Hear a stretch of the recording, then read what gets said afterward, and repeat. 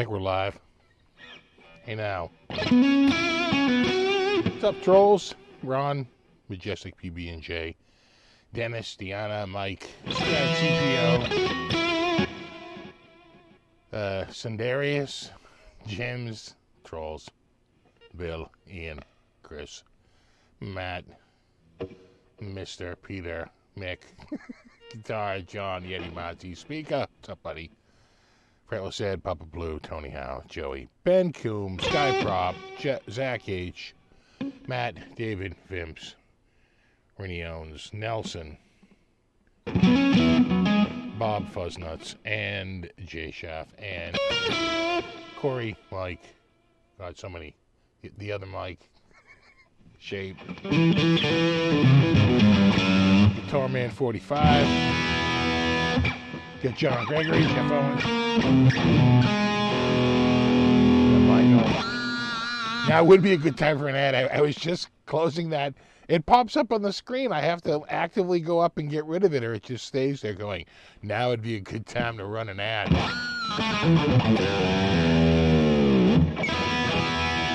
This guitar has not played this well in many years.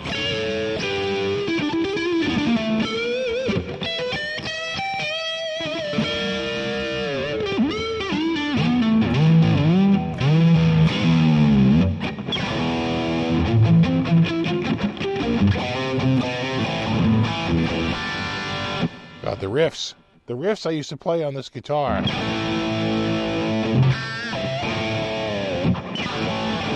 Oh, thanks, Remy. What's up, Terry 3Gs, Andrew, Pete, Sammy?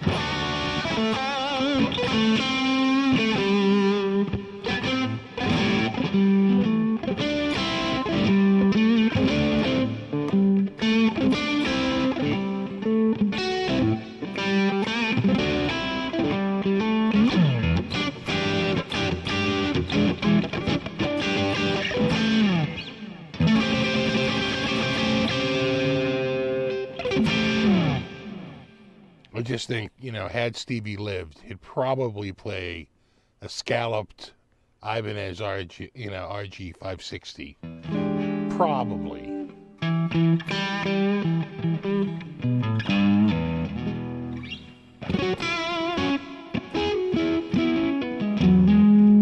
Yeah, frets came out pretty good. I was real happy with the, oh no, the frets are. You know what it's like? You know what it's like? It's like a relic. They never relic the frets, do they? It's always the world's most beat to crap guitar you ever saw. But the frets, impeccable.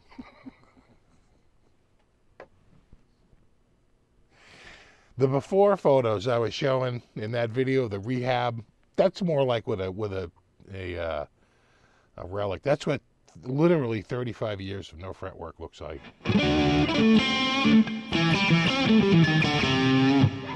It kind of does look like an SRB SIG, right? One dude was like, dude, you scalloped the wizard neck. The second that thing drops, the neck's going to snap right off. I'm like, look at you, Einstein. Yes, in the 35 years, the nearly 17,000 days of ownership, I luckily never dropped it once. As you can see, never dropped a single time. I scalloped it literally a year into it. And then the back, God, so many dents on the back. So many dents everywhere.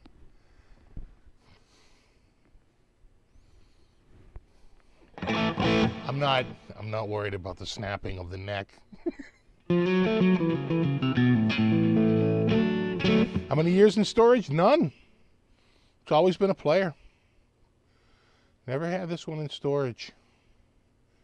I got down to the smallest amount of guitars I had was probably this guitar and the Strat. And an acoustic. And the Ibanez Artist. And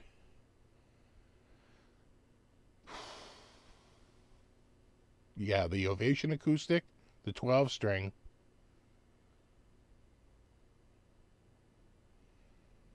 The Strat, right? The made in Japan, what's that? The ST54.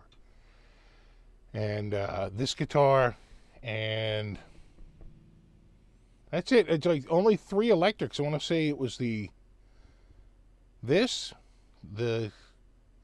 Artist, and the Strat. Those are like my 3 electrics for, I don't know, all of the 90s or most of the 90s into like, then the next guitar I bought was in 2001, which was the Larrivee acoustic. And then after that, the next guitar I bought after that was in like 2005, which was the Fender like nylon string, the like concert nylon string. So still no new electrics. I don't start doing the electrics thing until about maybe 10 years ago.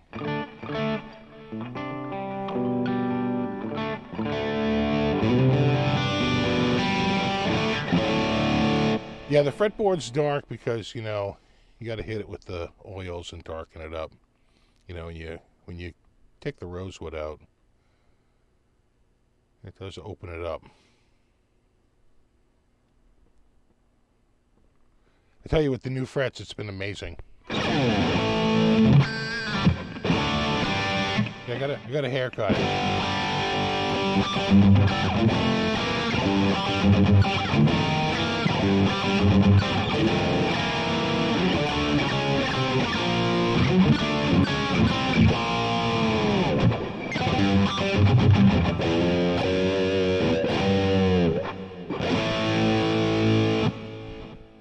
Yeah, it still has the pickups. I think I put those in pretty quickly. Within like the first year, because that photo of me with the gem, that's like 89 or 90. And I already have these pickups in it, and it's already scalloped. So those mods happened really early.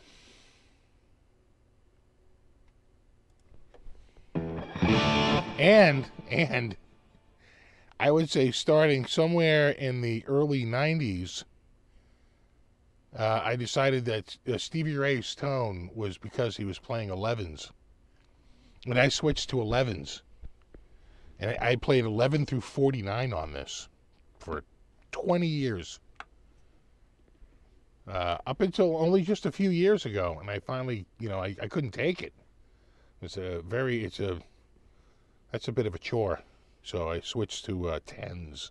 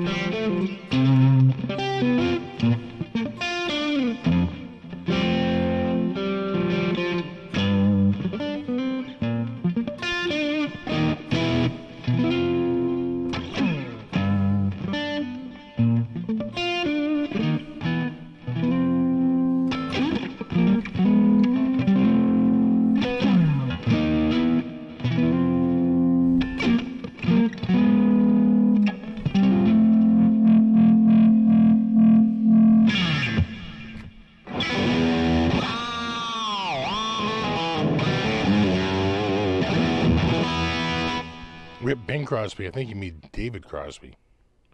Right.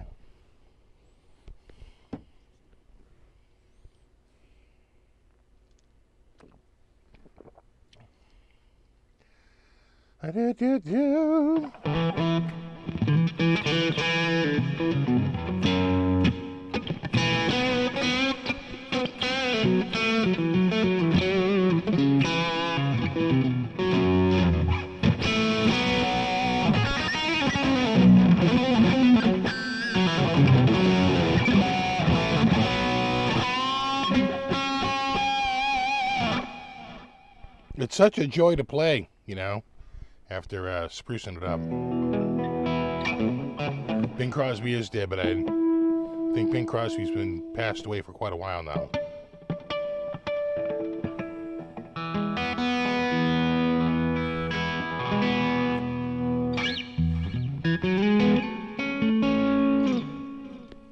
You see that on Facebook, you know.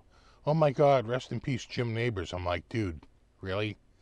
Jim Nabors passed away quite a while ago. Oh my God, rest in peace, Michael Nesmith. I'm like, dude. just finding out now? Exactly, rip Bob Hope. Yeah, he lived to be 100. And same with George, what was his last name?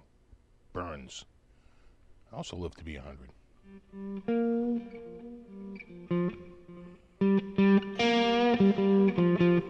Bing Crosby died October 14th, 1977. Well, still feels like yesterday.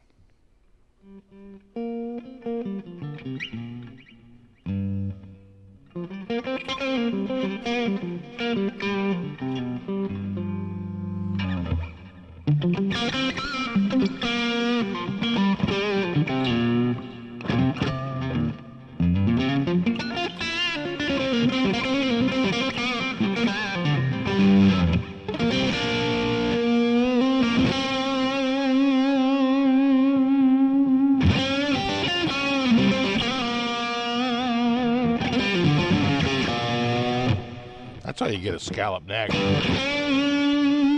Bends it like butter. It's the ice skating rink.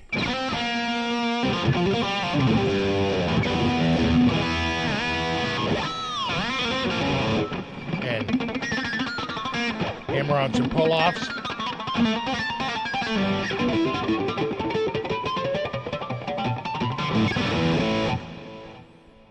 Like nothing.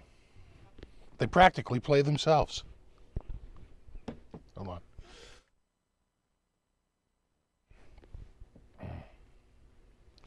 Yeah, I remember when George Burns died. Was Bob Hope in 99?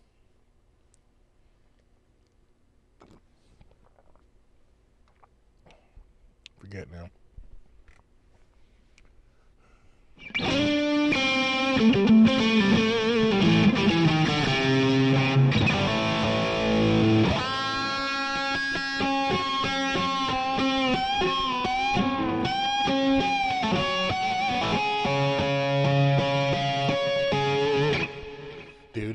Do.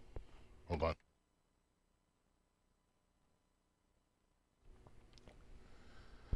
So, Steve, what do you think of the Badlands guitar? I liked them. I thought they looked pretty sharp.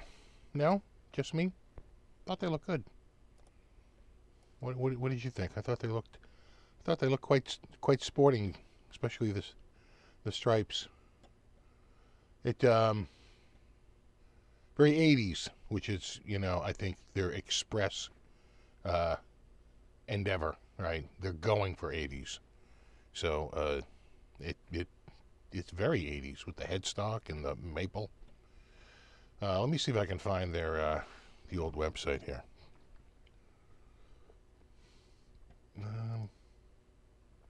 Yeah, there it is. Right there. Right? Kind of the sleek look, maple, pointy headstock. Checks a lot of boxes. You know, they didn't do 24 frets, but 24 frets wasn't really a thing until sort of, I think, later on.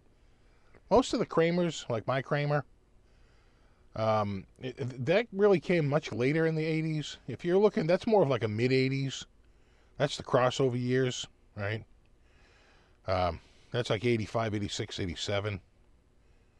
I think earlier, it really, right, maple, like before that it was like a lot of ebony, like Jackson and stuff,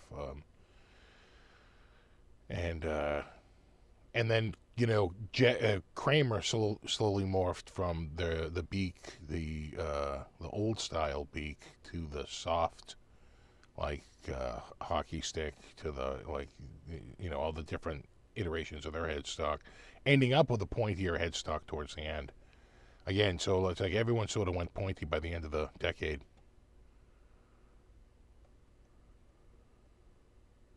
I think they look great. I think they look awesome. Am I alone in that? I think it looks pretty good. And you know, they have a bunch of stuff to go with it, and you know, they're trying to put their you know, their expertise behind it, and they really, I think, from what I understand, and you got to remember, I've known about this for a long time. So for me, it's just them announcing it. I've sort of been in on the loop on this one, but you know, I'm pretty good at keeping a secret. So, but I knew that they were sourcing this, you know, all through the U.S., and that they were, you know, it's been in the works for a while. So, you know, it's finally coming to market. You know what? They're really smart in that it's built to order, because it's a limited run. They're one and done. So this is like this guitar, collect them, buy, you know, collect them, trade them. So each one becomes sort of a collectible, because if you don't get it, it's not going to be that guitar again. So if you want all of the Badlands guitars, you got to buy all of them. But you see what I'm saying? So it's like there's definitely a really good, I think, strategy. And there's no waste. You don't build any that don't sell. They're built to order. Again, just a, you know, I think a smart way of cutting costs. So, and I like that, you know, some people were saying, you know, why no stainless steel frets at $24.99? Because that wasn't a thing back then. Nobody really did stainless steel frets. That sort of came actually very recently. Back then, it was all nickel. Nobody was doing stainless back then. And if you want to be time period correct, you know, no one had stainless. It just wasn't a thing, really. If they were, it was maybe like little boutiques, but I don't ever remember a major company switching to stainless steel. Yeah, the vocals seem low. I swear to God, I think the battery's dying. You know what? Do I have a battery right here, or do I have to go grab one? Sometimes I stock them right here. I swear that I think the battery... You know what? I have some batteries right here. Let's see if switching the battery out... I agree with you. So here, you just look at the guitars. There you go. Look at the guitars. Read the page. I'm gonna switch this battery out and see if it does any better. Hold on.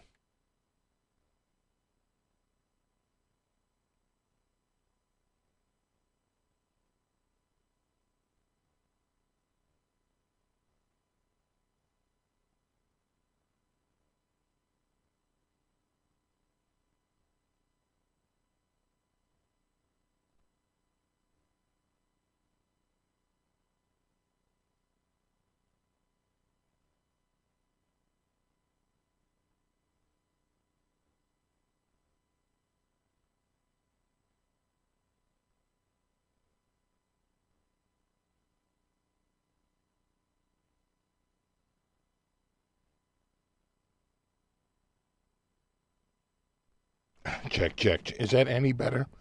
That's with a fresh, or at least a fresher battery. Let me know if that's any louder. How many am I buying? How many should I buy? 12? 20?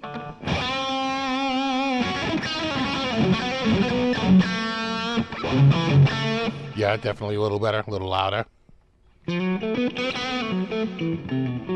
It's one louder. See, that's the kind of quantification that I need. Thank you, Steve. Thank you. Thank you for putting it in terms that are easily understood.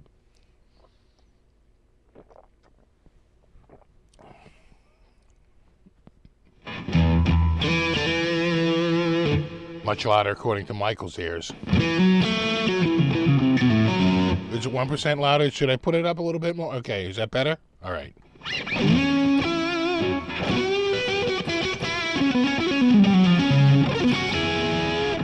Yo, dudes, I don't mind the graphic, but I wish there were color options. So they're a limited edition, RJ.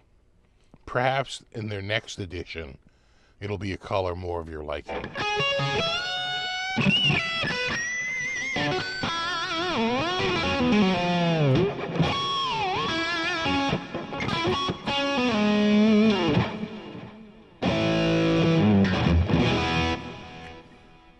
Yeah, much louder, good. Do I get a discount? No. They actually charged me more. I was like, why? And they're like, I was like, that doesn't make sense. What's up, RJ?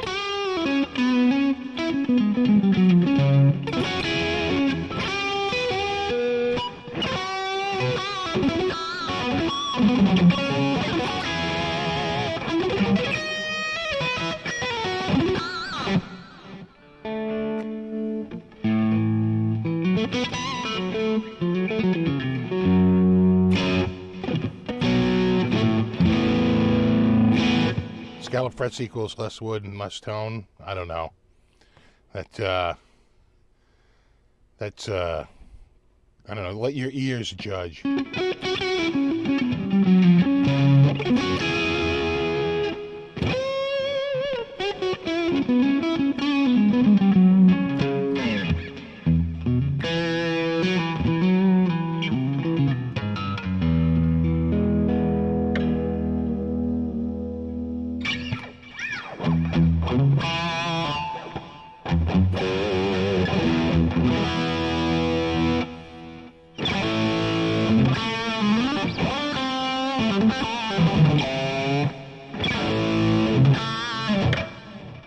Keep hitting the bar on the you ever have that problem? You keep hitting the bar on your keyboard tray. Which color do you like? I like, it's down between either the red and black or I do like the black and red. Which one would you get? Would you get the red and the black, or would you get the black and the red?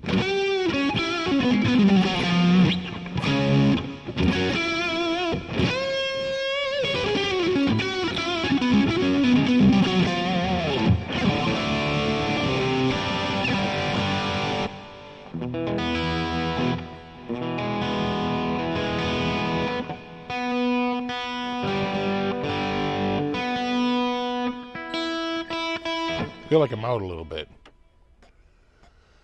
Let me check the radar here. Oh yeah, just a tiny bit. Oh, just a hair, just a wee bit, just a wee. Oh yeah, that's more than just a wee bit. I'd say there's your trouble right there. Your bendy notes. Your E's fine. Your E is fine. Don't even worry about your E. It's your G that's got me concerned. I don't like the look of that low E either. All right, that's better. Oh yeah.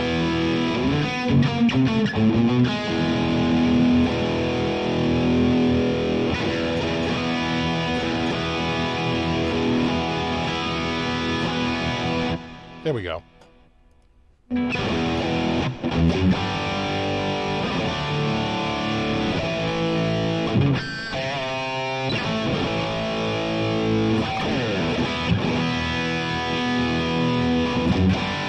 What's up, Angus?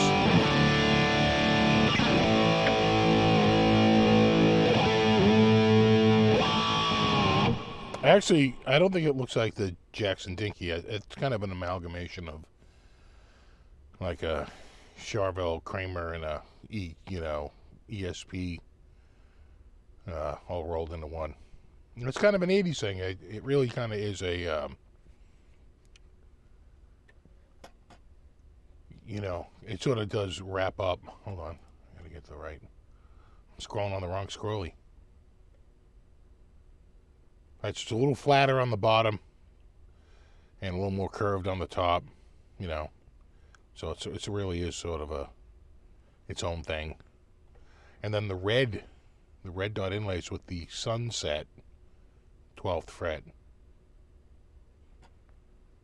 signifying, of course, the LA sunset or whatever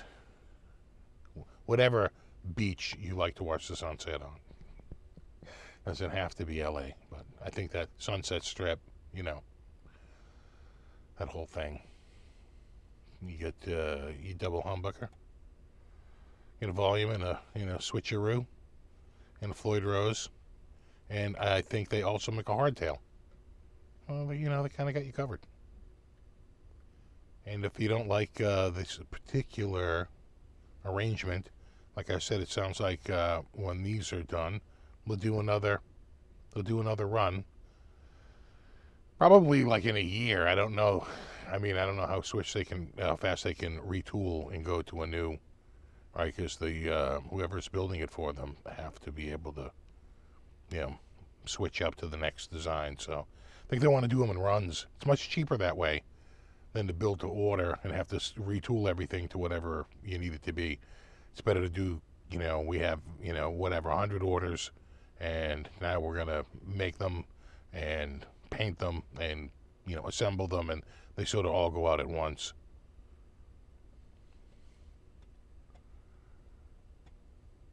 That's why I think it's a limited time to place the order, right? It gives them time to actually figure out, right? You place your order by a certain time, and then the window's closed. They know what their orders are, and then they just have them built and ship them out. So, and that way, like I said, there's no waste on their part, and then they come up with the next design. But I think you got to wait for this one to go through, I think, before they're going to be. I think that it would be smart of them to have these guitars in people's hands before they even announce the next one. You don't want to Osborne yourself, right? You know what Osborne is? Osborne was a computer maker, and he made the mistake of coming out before their new PC had just been announced and just come out. And he was like, well, if you think this is good, our next one blows it away. Well, it sold like crap because people were like, well, I'll wait for the next one. These are very expensive. Right? And so you don't announce it until the first ones go out, because what you'll have people say, oh, I bought the first one, but now I see the new one and I would really rather have that one. You can just see all the problems that would come from that. So you're much better to do this run, get it done, send them out, everybody's happy, it's over, give it a little bit of time, a little bit of time, people enjoy their guitars, everybody gets out, announce the new one, right? A little bit. Don't rush out to announce the second one, I think. And yeah, there you go. Bluescast says you have serial number 6. Nice. Let me know when you're at 68. I'll place my order.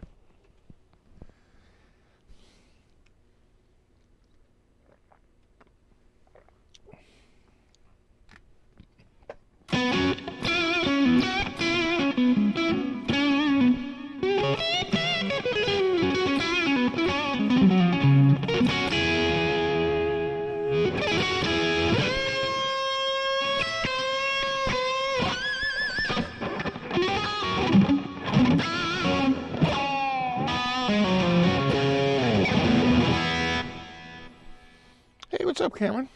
Loving the story you told about the Ibanez you're holding way back. Yeah. This guitar, it's been through hell and back. This one. Literally hell and high water. But now it has the fretwork of a gorgeous custom shop, relic. Like I said, you're never really a relic until you relic those frets. But yes, the full-on custom shop work. It's so much better Hello, Sweden.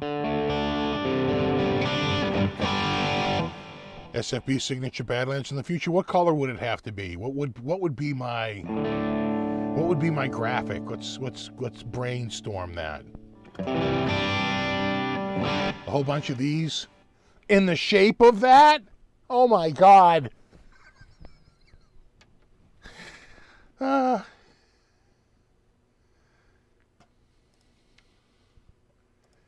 You know, I could have sworn. I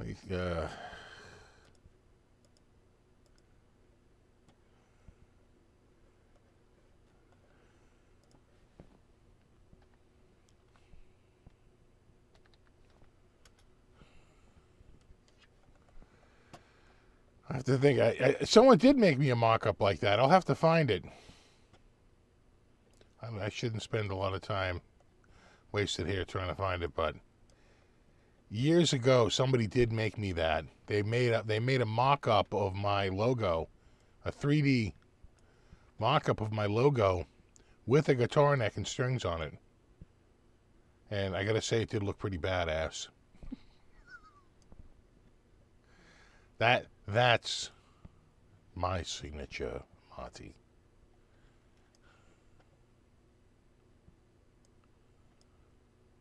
Anything? No, nothing.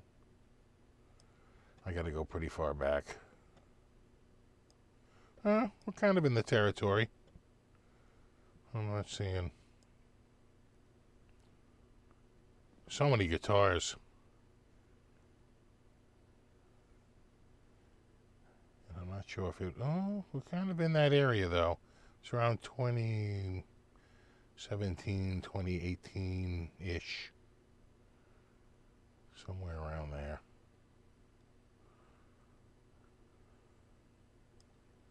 I'm finding all kinds of good stuff. Just not the photo I want. It's pretty good. It's a pretty good photo. Pretty, but not the one I want. Anyway, yeah, it's like looking for a needle in a haystack. Though I am finding a lot of pretty cool guitars and amps. Clam shape with scallops. Clam inlays. Flying V. Face of a panda in stylized form. I like that. Kitty colors. Cat shaped. Clam shaped.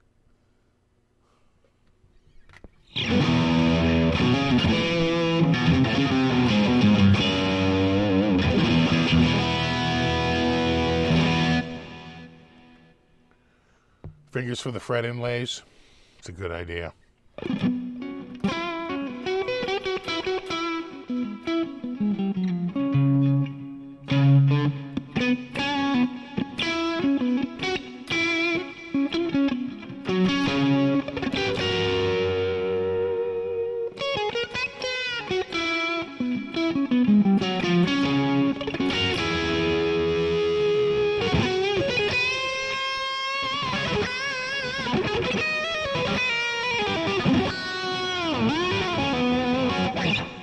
Nice.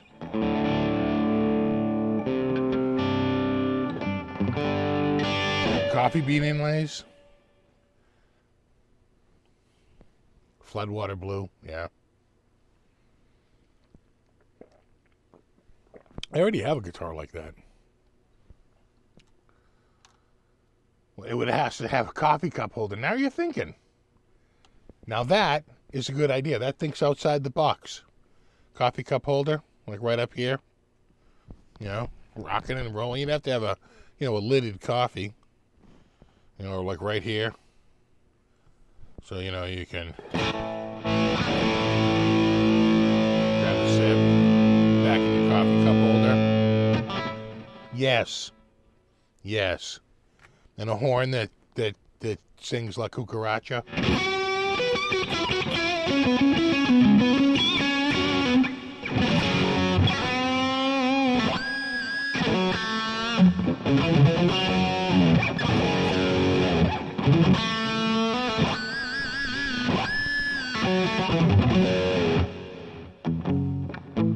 A built-in Keurig. Now you're talking. Though I don't like Keurigs. I don't like the plastic waste in the Keurig. I would need a full-blown, you know, like Mr. Coffee. Full-blown barista. Hold on, I'm steaming your milk. Willem, hold on. Just foaming this milk for you.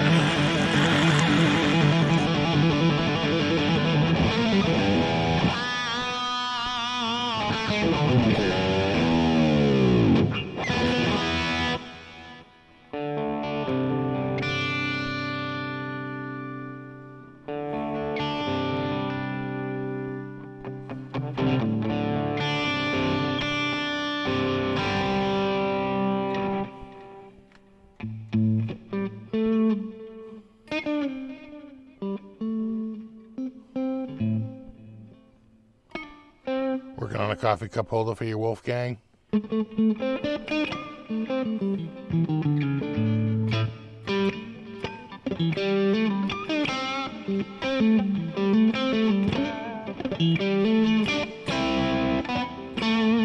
Have the words "it's not mine" on the body? God, how many times do I have to tell that to people? It's not mine. Now I know you have that Jackson. I'm like, yes. Oh, go on. Despite mentioning it several times.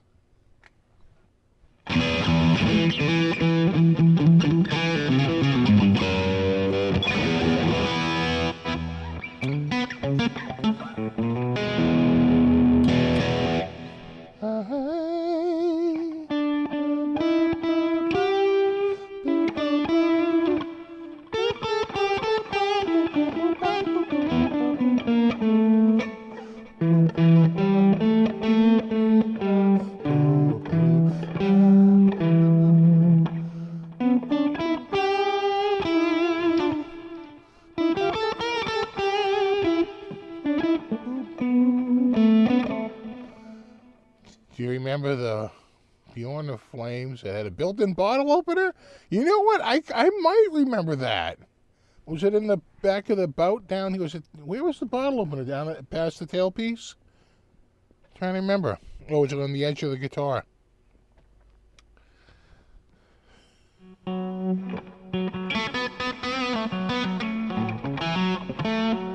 I'm using THU for the software.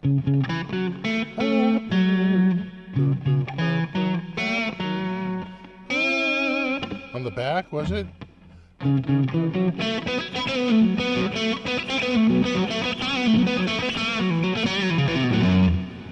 If I could go back and would have still scalloped the neck. Yeah, because you know what? And I regret it. Like 10 years ago, these were like literally $250 to $300. You know, I bought an RG. They've shot up. They're like, everybody wants like $1,000 for them now. The Genesis series, I think, generated more interest than the original ones. So these have shot way up. But, you know, I bought an RG560 for $275 with Duncan pickups in it. It was gorgeous. I sold that to Bobby, actually. But yeah, I had a bunch of Ibanez guitars. And I still have the other RG560 with the unscalloped neck that I can switch to. I think it's the same year or the year after it.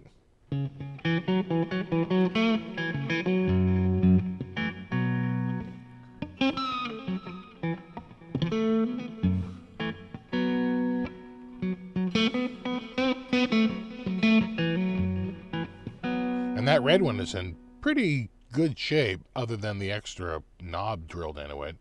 And the electrical work needs a ton of work. And it actually does have a ding in it because one of my cats went up on a shelf, just like how my acoustic got damaged, went up on a shelf and knocked an object off. Then like whacked into the side of it. In fact, I think it was on that stand over there, and they jumped up on that amp, and I had like a very heavy preamp up there, and it fell down and whacked the guitar on the stand. And like took a big chunk out of the top of it, kind of like the original one. This is one of the original scars on this. Was that one right there? That happened sometime in the 90s. That's an OG. Again, something fell off a shelf and whacked it.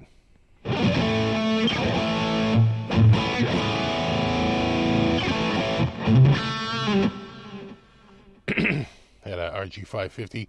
Yeah, I've got one RG550 from the late 80s. Could be a 90. And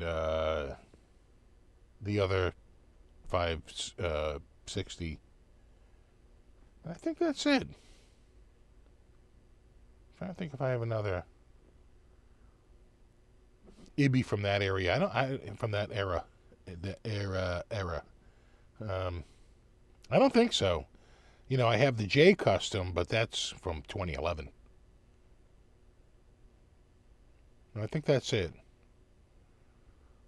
Down to 3 like 80s era, because I had like a 540R. I had 2 of them. Sold those. I had a bunch of S's. I had a 540S. Sold that. Oh, well, I probably still have the S470. That needs some work.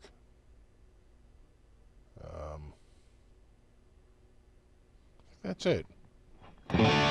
Oh yeah, it's called the cats. My God, no one relics harder than a cat.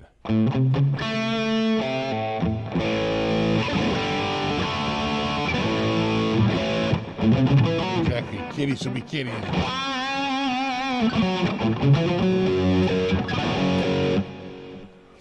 Well, the reason why I got it scalloped is because of Yngwie, right? What's his magic? We'll find out. And you couldn't get a scallop guitar then. I don't think in 1989 you could get a scallop guitar. I don't think the Yngwie guitar comes out for another year or two. All right, when's the first Yngwie scallop guitar? Did they make one in the 80s? I don't think they did. I swear I don't think it was until like the 90s maybe. Maybe they did. Maybe he had one way back then, but we didn't carry it. I don't ever remember stocking a scalloped Yngwie guitar. So this is 89, and I'm like, oh, you know, I'll try the old scallops. And this was the thickest fretboard I had. It was a monster. So I said, oh, I'll try with this. Plus, the other guitars I had with a Strat, that's got a lacquer fretboard. That's not going to go well. You're going to ruin that. There's no way that's going well.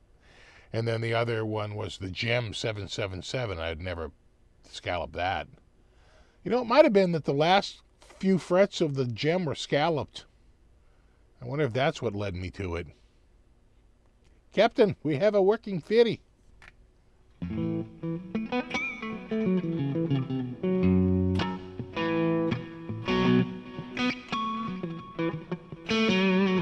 You check to make some scallop guitars?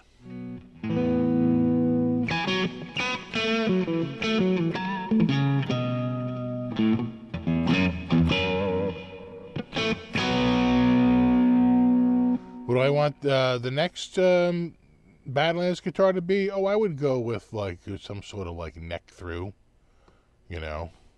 Yeah, kind of like, hold on.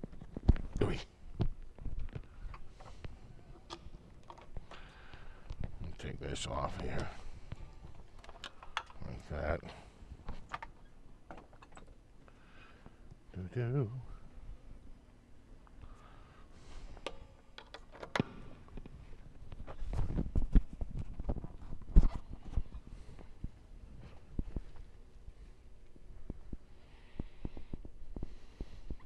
Like this. Right, that's a very, it's so bright. It's hard. It's, you know, even that's tricky to see, but it's so damn bright. There we go. Right, neck through. Right. And this, although it's a 2014, hold on. Let's just go here real quick. It's so blown out because you know it's a bright. I got a light right here, and it's such a bright finish.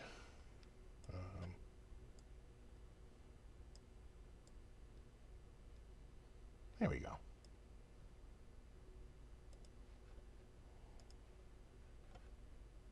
No? Didn't save it? Huh. I feel like it reverted back.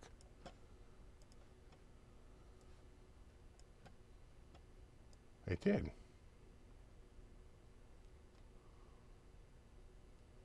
About right there. I hit OK. Yep, all right, now it's staying. Second time's a charm. All right. The sleek lines of the neck through, ebony fretboarded, fully bound, you know, a pointy headstock. Have at it. Oh my God, it's in tune.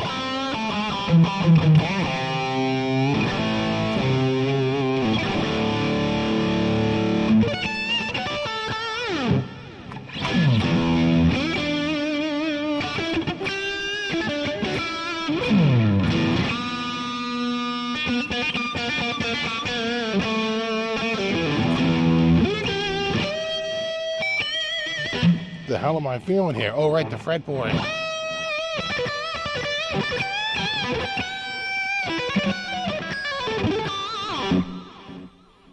Damn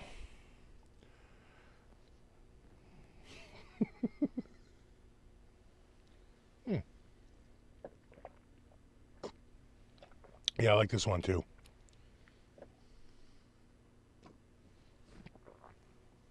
I need more colors.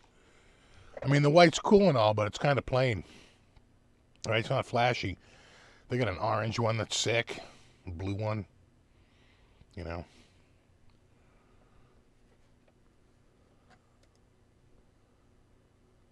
I can't do it right now because my washing machine is acting up.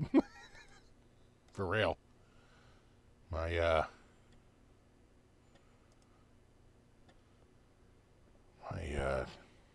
The drain pump stays on nonstop, so you get the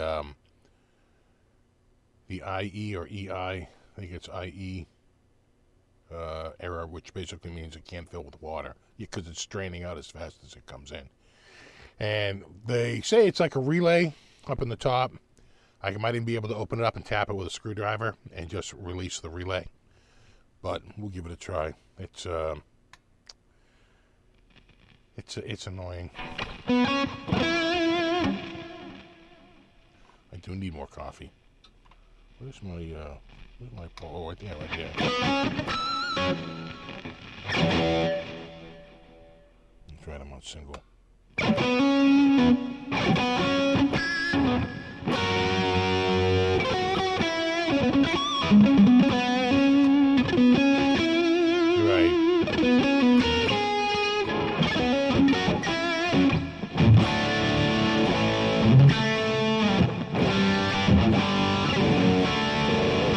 Buy a new relay? Yeah, but the relay is soldered on the board. The best you can do is just buy the new board, which is about $230, $250.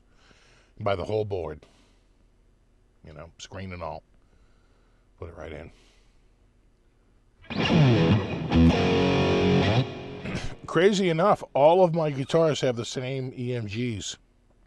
The 89 set, which is the copper. That's your 89. And then the SA, and then when you go into single coil mode, right? On the other ones, it's a push-pull pot. When you go into single coil mode, they're all the same pickup. They're all SA. And when it's in humbucker, I believe it's an 85, not an 81.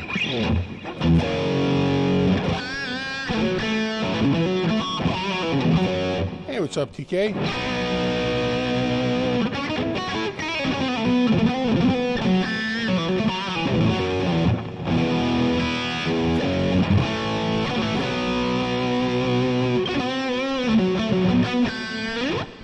Yeah, I love this guitar too.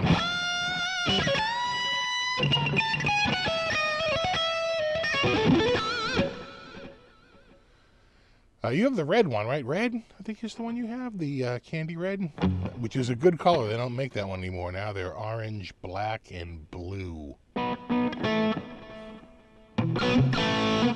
Sounds like it's the 85. Yeah.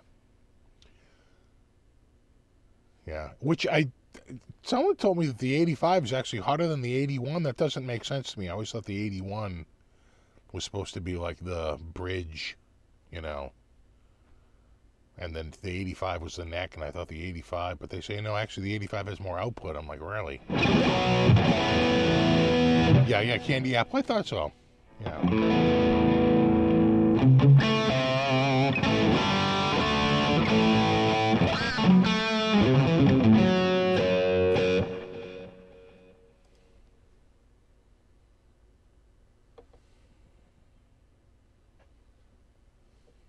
The ebony fretboard.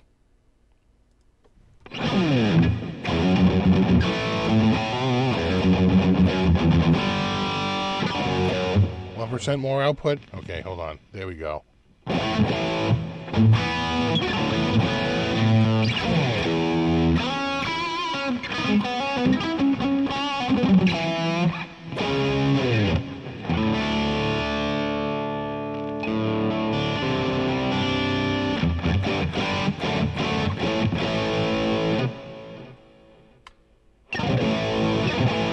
Hear that humbucker, the humbucker kicking.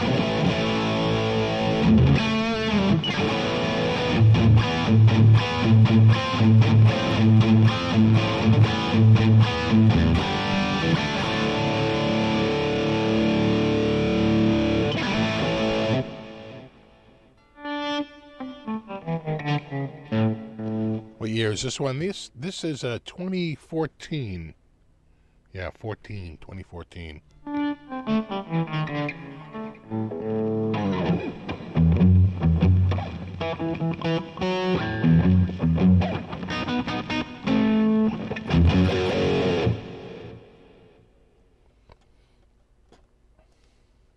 Take all the effects off of it. Sounds very dry when you do that. Not a fan of that.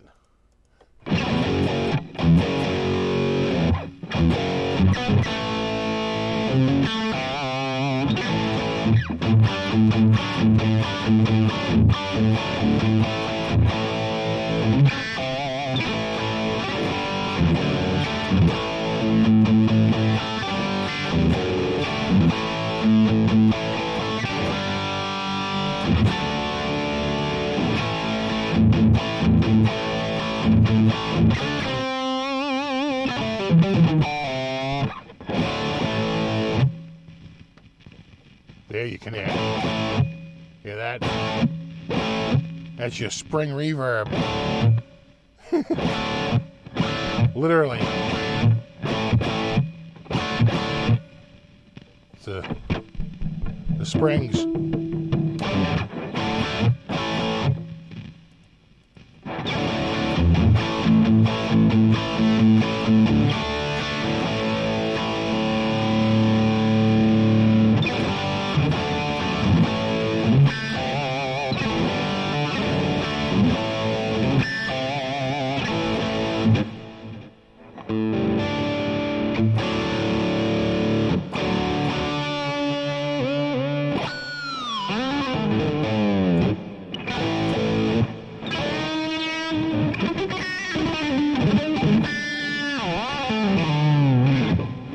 Couldn't get used to the inlays. Quite frankly, you don't look at them that much. They're kind of facing away from you.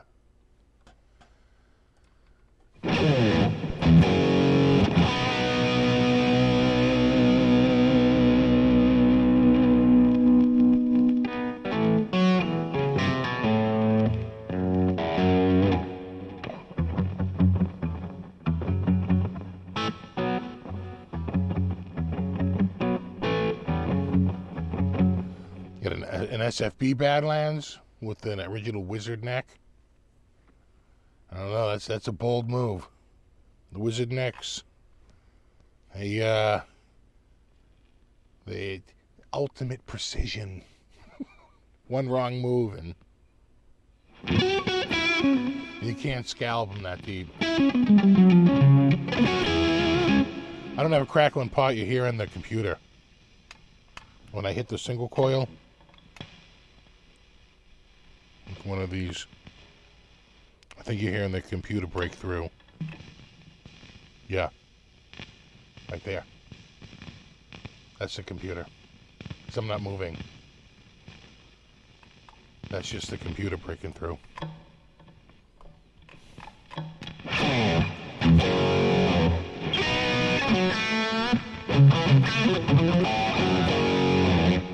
I don't know a ton of docking. You know, I wish we didn't really cover a ton of docking back then. I'm trying to think if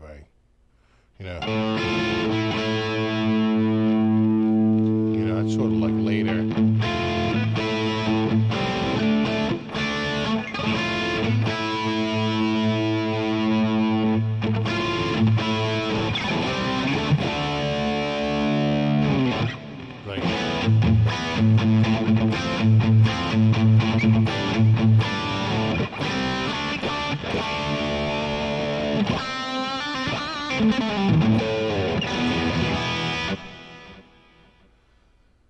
Yeah, I don't know a ton of the, I don't know any Lynch Mob stuff. I saw Lynch Mob, but I can't play any of their songs.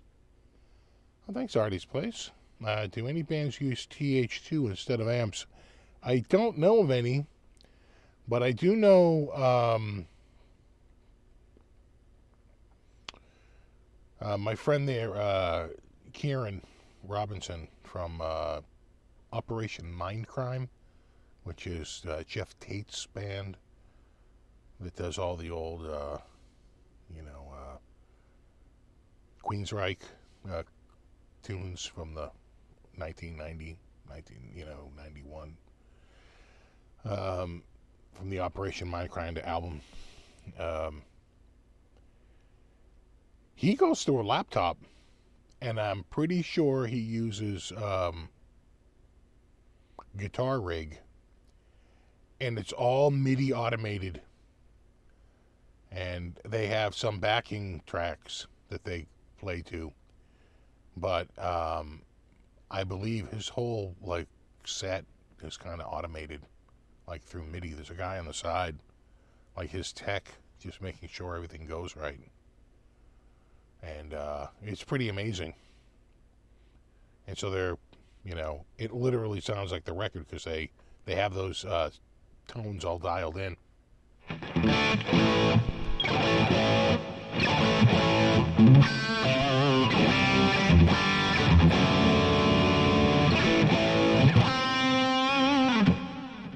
Well, it's not auto-tune, because you hear mistakes. You hear them, It doesn't correct their guitars, that's for sure. They still have to have their guitars tuned up and, play the right notes, which they do most of the time. But what it does do is it frees them to run around the stage, and they don't have to, they're not tied to a pedal board or even have to worry about that. It's all just done through software and automation. And I got to say, I didn't even realize it until the second time I saw them at the Paradise. And everyone had left, and we were hanging out afterwards, and they were breaking down, getting ready for the next show. And I realized he had no amp. He was like, yeah, just run through the laptop. And I'm like, oh my God.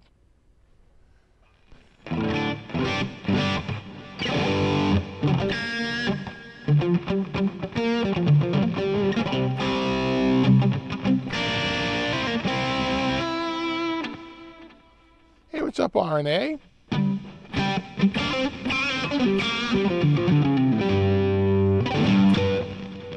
If you get new fret super high, God. Maybe is it this jack? No? I do have a few things kind of close to the computer, like wires. Yeah. Listen to it. Pick that up.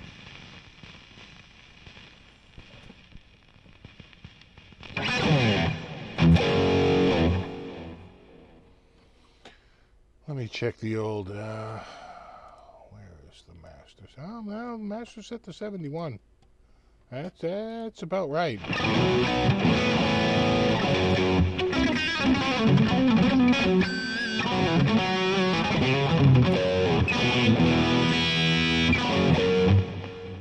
Yeah, that's the computer. I am familiar because I just.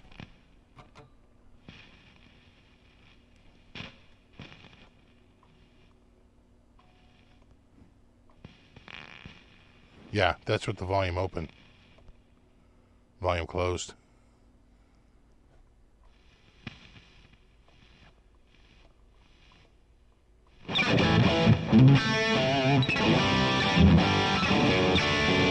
Exactly, it sounds like a tube's coming in my amp. They really have the modeling down.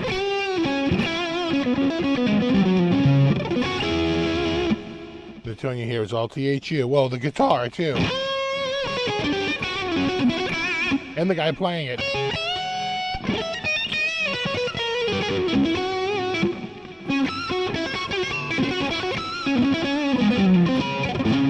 It's gonna be a cable. Let's switch.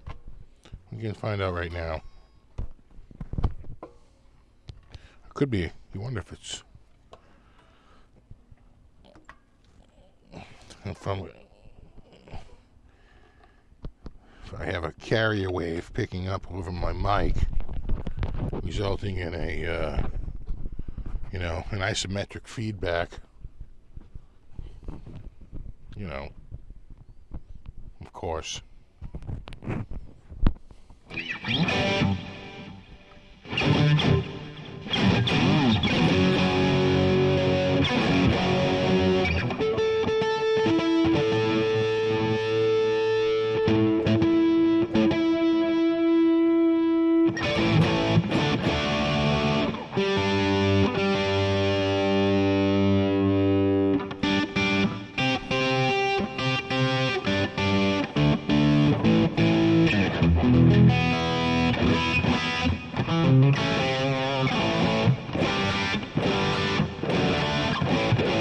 I know, Faraday cage. Actually, I think I can just move it in the over here. I'm not facing it. Like right now, it's right in front of me. I think even just moving it to the left. The problem is just that everything's over here, and so I have to move everything over to the left, and it's harder to get to when there's a problem. This is much easier to get to.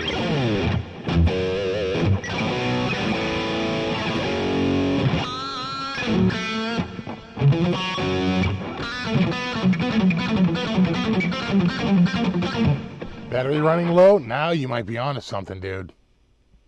You might be onto something with that. Because I can't remember the last time I changed the battery in that thing.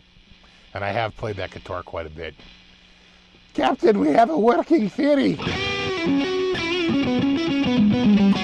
Have a good one, Monty. A little Steel Panther.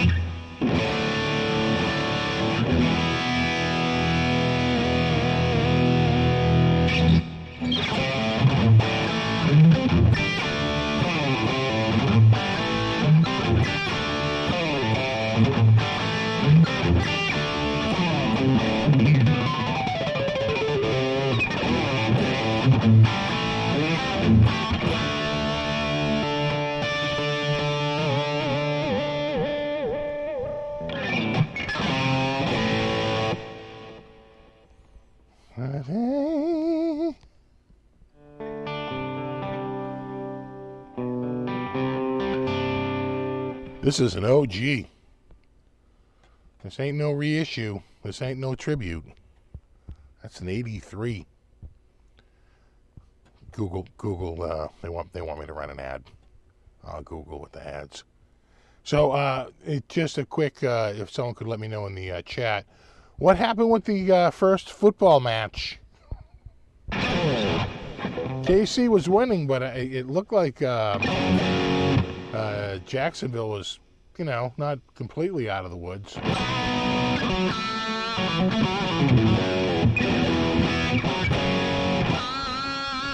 And I gave this the treatment like I gave the Ibanez, which is like a full friggin', you know, fret dressing, polishing, makeover, new pickups.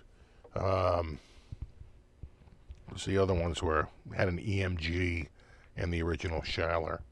So I just went with the two Duncans because they would do Duncan. They still do Duncan with some models. Chiefs win 27-20. Wow. That's closer than I think a lot of people thought it would be.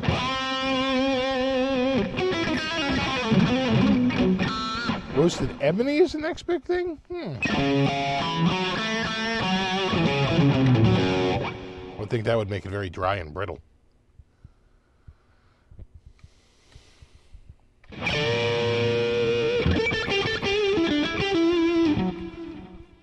Ruby red, lipstick red, blood red, fire engine red. I think they just called it candy apple red. I'm 99% sure, right? Because they had candy apple red and candy apple green.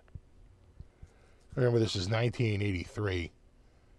You know, they weren't quite doing dragon fruit yet. That marketing team had not been assembled. Back then, they're like, sparkle blue.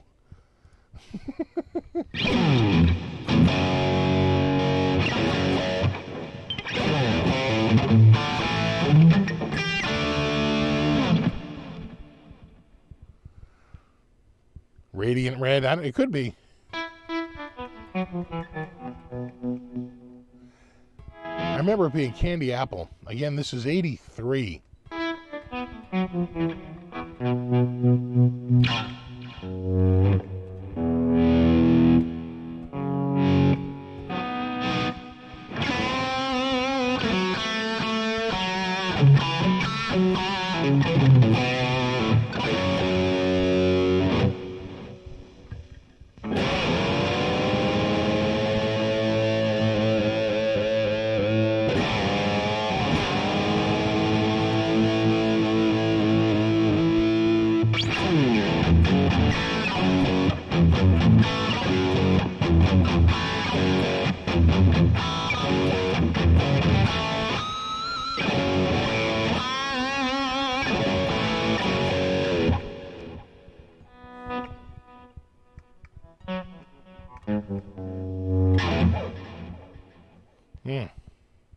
I do like this guitar a lot. We could grab another one if you want. What else do I have that's 80s? I think technically my Ibanez is either 90 or 91.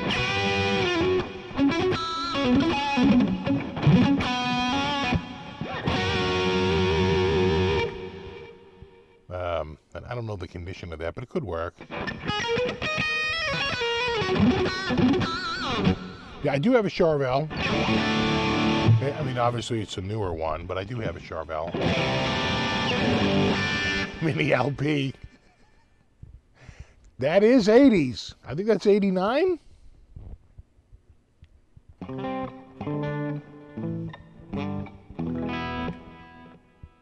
Something green and mean. I don't think I have a green. Do I have a green guitar? I don't think so. The Charvel is a charcoal burst.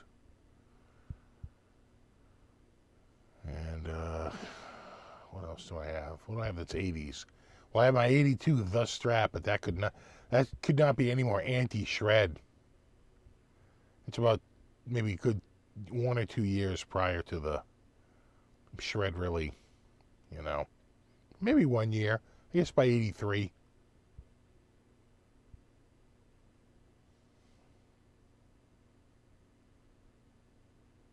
You know, carvings were well built in the 80s. I know people that swore by them. Oh my God, they had those catalogs. You know, get yourself a mixing board, a PA system, and a brand new hand-built neck-through guitar. You know, I remember them. God, you get those catalogs. I was on their catalog list for years. You know?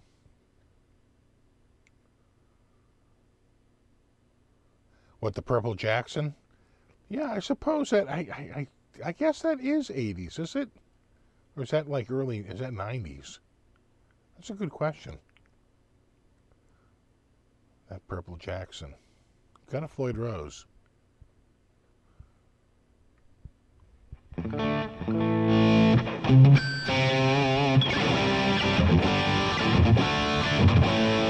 It looks good though. Yeah, it does look good. I don't have a Fender HM Strat.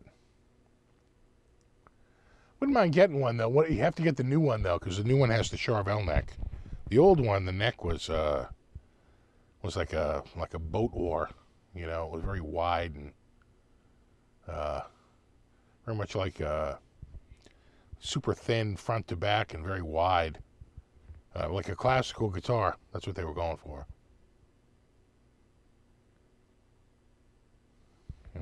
Hold on.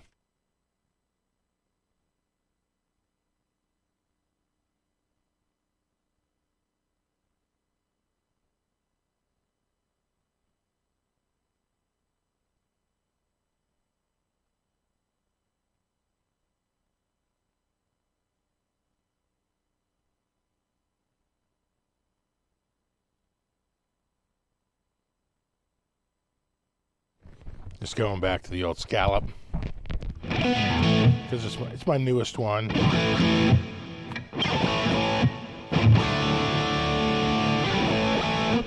Pretty quiet too.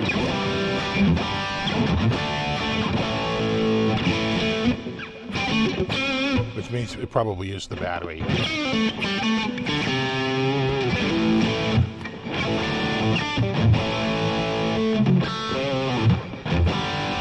I could have got one of those Green Meanie, one of those old HMs, black, with a rosewood fretboard. And they had it up for, I think, $3.99. And I was on my way out to see a friend of mine, check out his guitar collection. And on the way, I stopped at the store with the intent of, like, buying it, so I could show up with the HM Strat and go, I just bought this on the way. Let me check out my new guitar, you know? And I stopped, and man, I could not get along with that guitar. I was like, oh God, I hate the neck. I hate it. Like Elaine, I hate it. And so I didn't buy it. And then a few weeks later, maybe 6 weeks later, 8 weeks later, it still hadn't sold. They dropped it to $2.99. And I was like, oh, well, now I might like it. And it sold pretty quickly. I did not get a chance to buy it.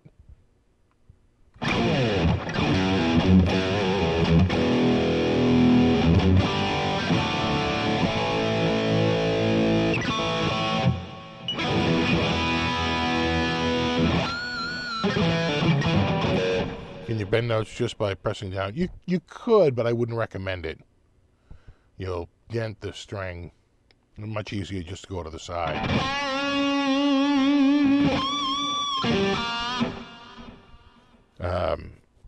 Much easier to grab.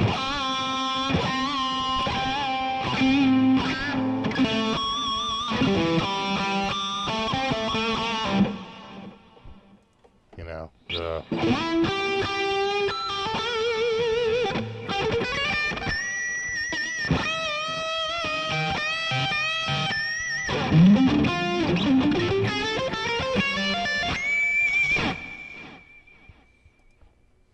pretty good, pretty easy on the bends.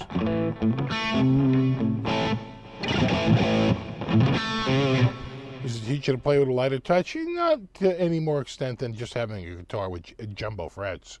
If you ever had a guitar with jumbo frets, you can't mash down on those. Really shouldn't be mashing down on the frets of any guitar. Should really be playing with a much lighter touch. Your intonation will thank you for it. Put all of your energy into the angst of your right hand and not so much your left.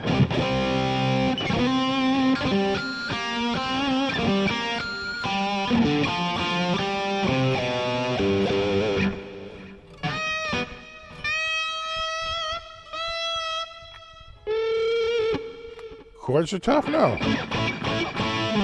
Not at all.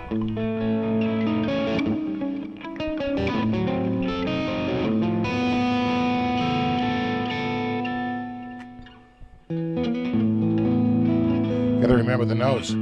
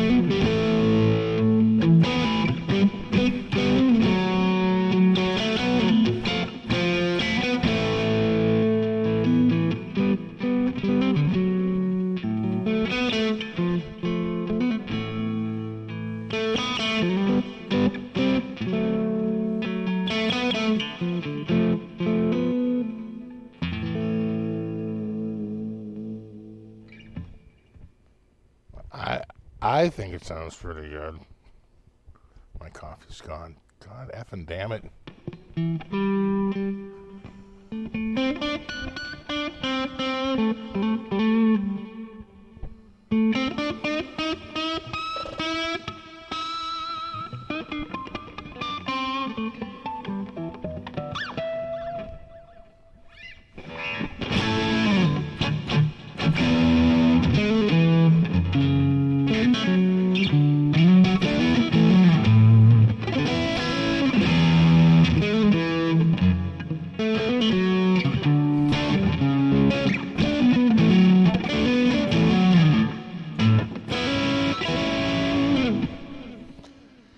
What guide did I use? I didn't use any guide. I used the small. I started literally at the, because I figured if I screwed up, I could stop, right? I only did the, just like my gem, they were only on the high frets. So I just took the little rat tail, right, little round file, and I just started up there and started working my way down. And then, you know, I got to the 12th fret and I said, well, maybe I'll just stop there. And I'm like, that's quitter talk. I ain't stopping there. Damn it, I'm doing the whole damn thing. And I did. It took like 2 weeks. It was a lot of work.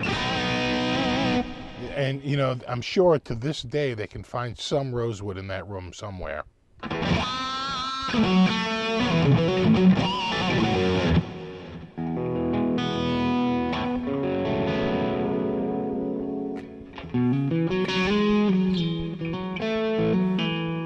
What red pedal right there? That's a, was that the, Rev? The, is that the G4? I was going to say 2. 2's the green one. The 4.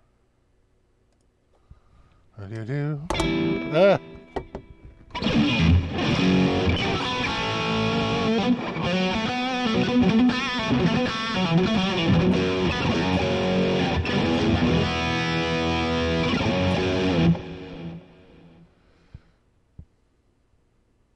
So that was after Yngwie's full scallop. Yeah, I mean, it's probably 6 years, right? Because I remember Yngwie had a scallop guitar, I want to say in '83. Right? But I don't think they had a scallop guitar on the market till like '93.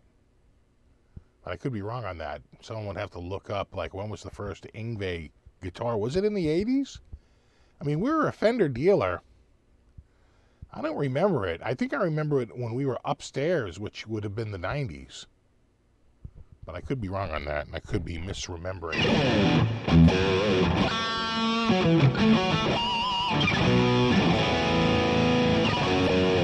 Most valuable thing you learned at Berklee?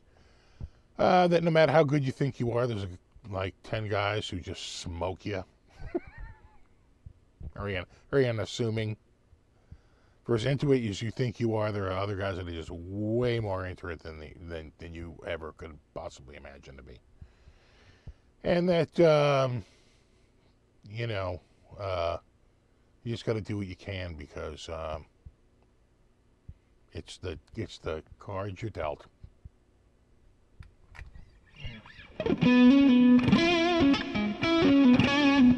Also, that there's a whole bunch of people that are just a lot richer than you that were just going there for like summer camp because, you know, they had nothing to do and their parents wanted to get rid of them for the summer.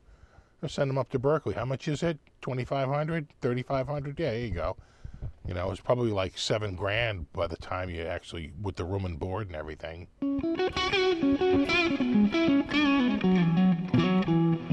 At least in the summertime, it was like that. That's when I went in the summer, in between my junior and senior years in high school.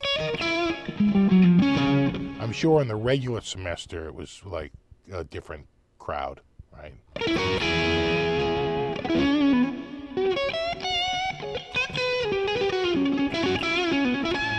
Are those DiMarzios in this guitar? No. EMGs. EMG. 89 SA. Which I believe means friend.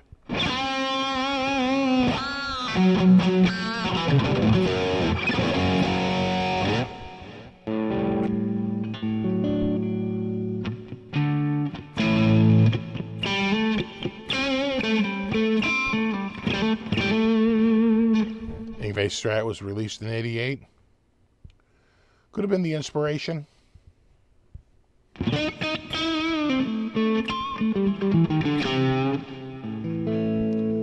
I know Tomo? I do not. I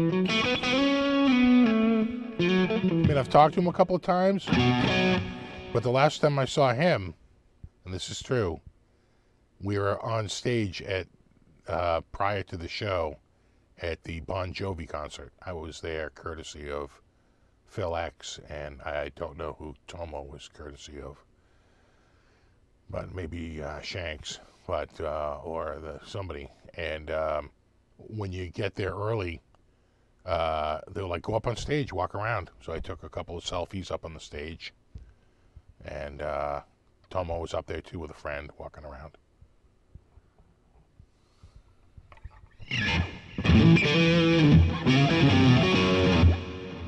Mom, I could pay my way through Berklee out of high school. I turned her down because you were a stupid punk. Well, I'm glad you can admit that now.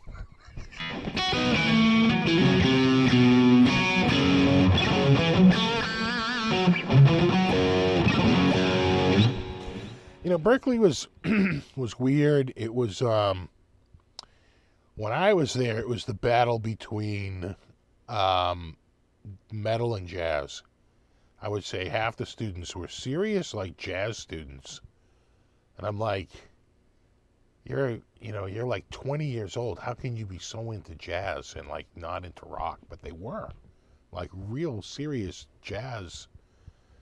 You know, they had big archtop guitars and they were monster players. Way more advanced and way more knowledgeable.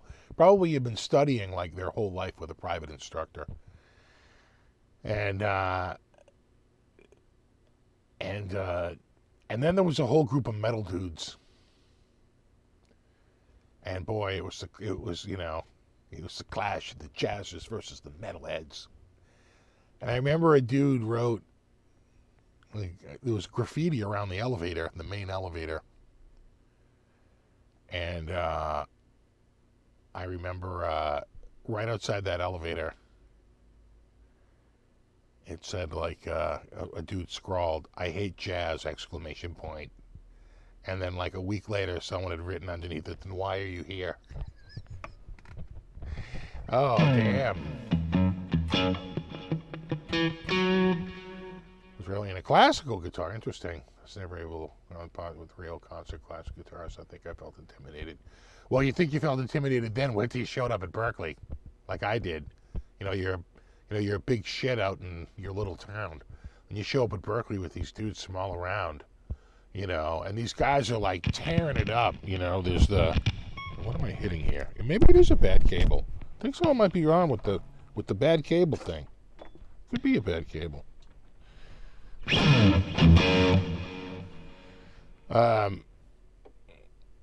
Yeah, and you just got these dudes who are just, you know, kicking your ass, and you're like, it's like I'm in a room of, you know, like 15 or 20 guitarists, and I feel like I'm the 14th or 15th best in this room right now. You know, they're all reading. I'm like, oh, right, standard notation. Oh, right, yeah. And the thing is I had studied standard notation for like years, like 4 years, from age like 6 to 10. But it had been too long. I hadn't looked at it in like 11 or 12 years. And now I'm at Berklee, and I'm like, oh, right, standard notation. Ooh.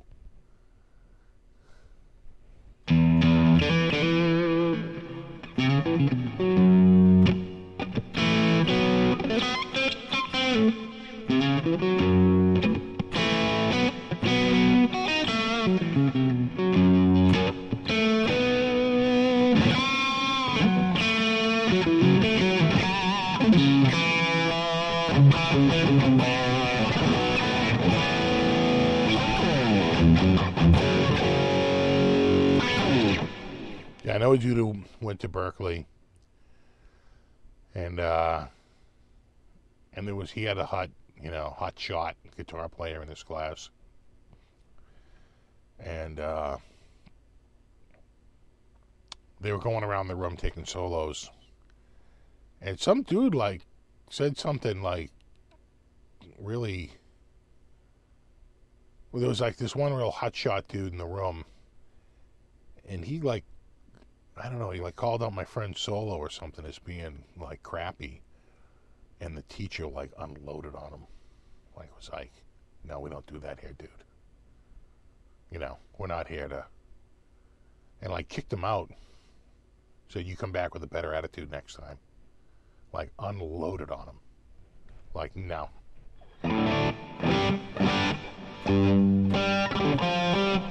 That story, the Jaco Pastorius, you heard famous stories back then, right? The Barry Manilow story, the Jaco Pastorius story. Jaco Pastorius seemingly drunk or something in the lobby of Berklee, bouncing a basketball and yelling, "I am Jaco Pastorius." seemed like he was a little manic. And then the Barry Manilow story was always a great one, because he's there for like a songwriting class, and a bunch of people show up, and a friend of mine was there. In fact, I don't even think my friend was in the class. My friend was there because he was like the audio-visual guy, right? He worked for the school and helped like set these events up, right? To help the speaker, whoever the guest speaker was, have audio ready and to tech support, and just to be there to make sure that, you know, they can play music and listen and talk about it and whatever. He's just there as like to help. Jaco was mentally ill, like legit. And the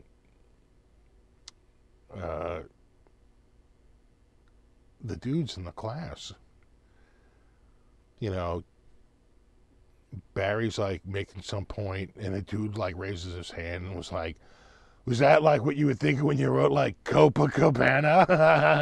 Right? And they're kind of, and he's like, "Well, no, that's not that style of song," right? And just kind of like plows through it. But it became obvious pretty quickly that these dudes were just there, just kind of crapping on Barry, right? Gonna goof on him because, you know, sort of like the early 80s. Barry's a little over, right? His time was sort of in the mid-70s.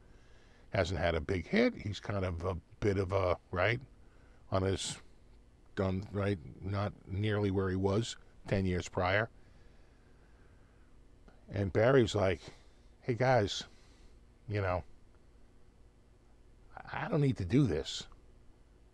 You know, you can laugh all you want at my songs, but I have made a living writing songs and earning royalties from my songs and touring.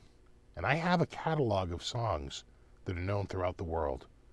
And you wish you were where I am in my music career. And you'll realize how difficult it is to make it when you get out of here. Now, I'm all too happy to help, you know, and talk about my journey and all that. But if you guys have no respect for my music, then let's just call it a day. Well, they shit themselves. They were like, oh, we're so sorry.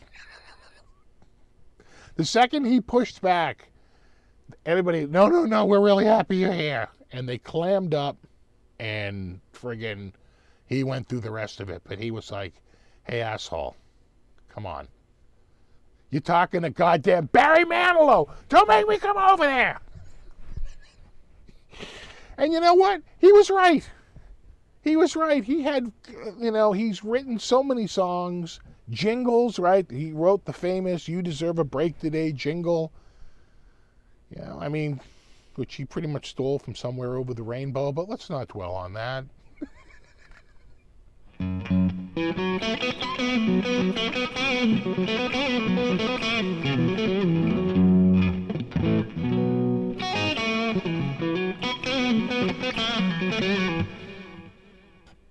Yeah, having your ass kicked by Barry Manilow would be extremely embarrassing.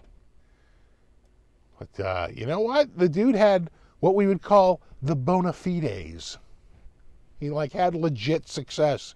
I don't think that could be questioned. He's had smash records. He's earned incredible money. He's had extremely successful tours over and over and over again. He had a resurgence in the early 2000s where he was selling sold-out shows and having appearances on, like, Good Morning Today. Barry Manilow Fever. You know, the guy's had a career. You don't have to like his music, but, you know. I don't care for Metallica, but it hasn't seemed to slow them down.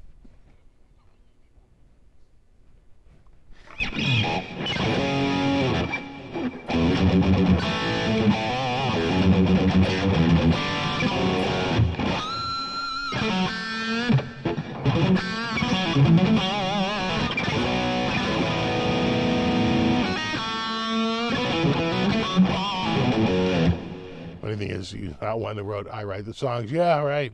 No, he would cover stuff. You know, he came from that era of, like, you just, whoever has the best songs, right? You're trying to put out a record that's going to sell. And so,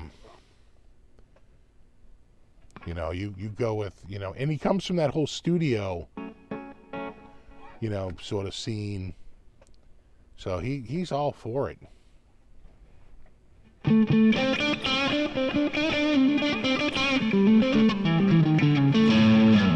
But my God, what was it, the summer of 74 or the summer of 75? Copacabana. Between that and Band on the Run. And that was pretty much, you know, it was like just 90% of the airwaves.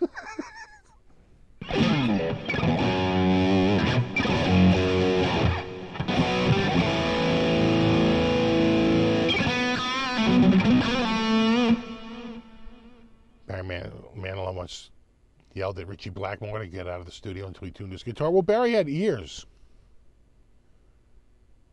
And probably could hear it. Yeah, someone make fun. Yeah, again, like Paul Williams, right? Though I think Barry was infinitely more. I mean, Paul Williams has had some success, especially writing songs for others, but I still think Barry's he's on another level in terms of fame and, you know, sheer number of hits.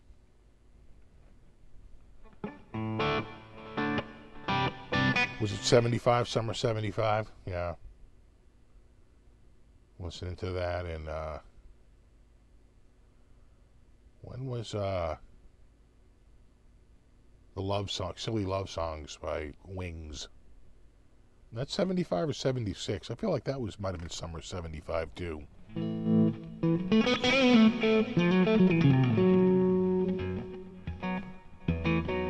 We did talk about the Badlands guitars earlier.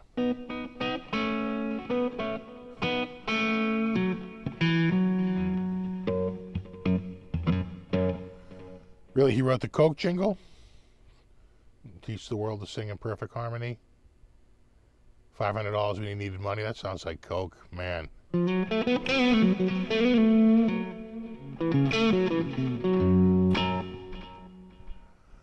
Paul Williams wrote music for the Muppet movie. You know what? He was definitely a songwriter, I think, more than a performer, right? I mean, he was out there. Did a lot of television work in the 70s. Paul Williams was friggin' everywhere. But I think that is just the tip of the iceberg with him, because he did so much sort of behind the scenes in the studio.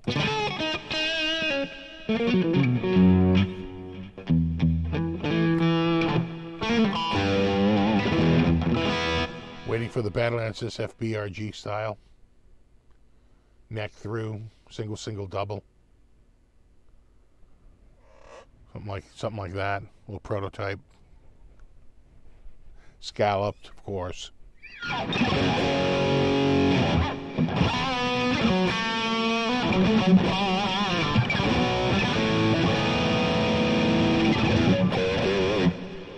Paul Williams. Oh, was he in the Planet of the Apes movie?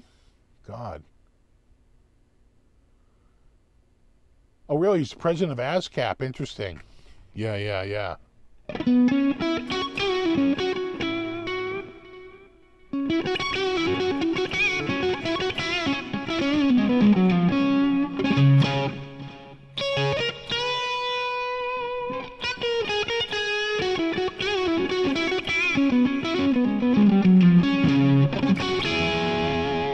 Now you want scalloped potatoes? Oh yeah. Get out and order yourself some scallops, Senate legal seafood.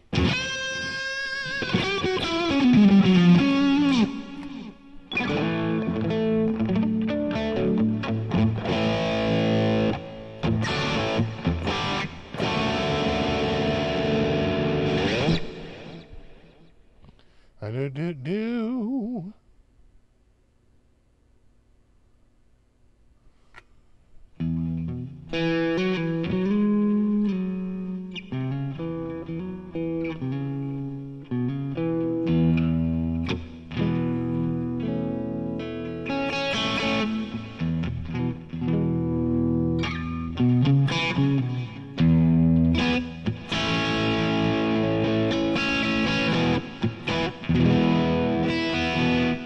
Has anyone here ordered a Badlands? I think a couple people said they had. You know, when they're stopping the orders for the Redline. I don't know when they're stopping them. You might want to check their website. Maybe they have they say on there taking orders up until a certain date. I got to think it's going to be for a little bit, right? To get everyone who wants one to be able to order one. I got to think it's going to be at least, a couple of weeks or a month, you know? I don't know. I don't know the timing on it. And then that'll end. They'll do the run. They'll build it, ship them, get them out. That runs over, and then they move on to the next run and come up with some new design.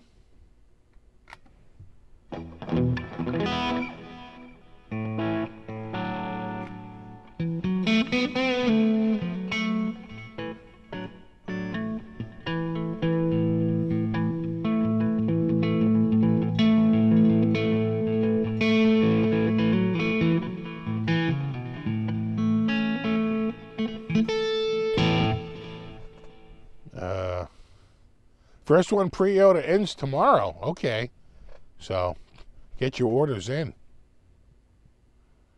I didn't know it was that fast. So how long has the ordering been open for? A week?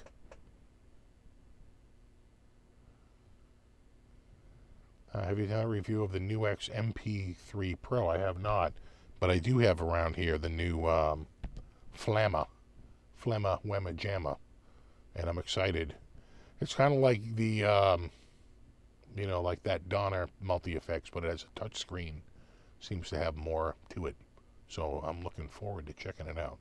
That'll be out. Hopefully I get that video out this week. And I just did another Donner guitar video. There's going to be a new Donna. Another day, another Donna.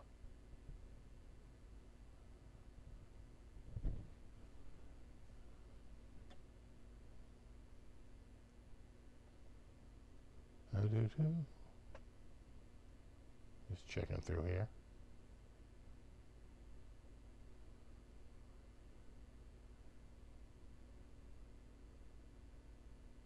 Okay, 11 a.m. tomorrow. Interesting.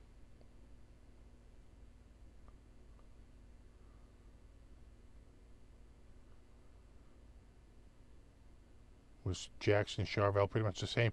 You know, it was a little confusing, but they look different. Charvels were always bolt-on, and Jacksons were always neck-through. Jacksons looked more high-end, you know.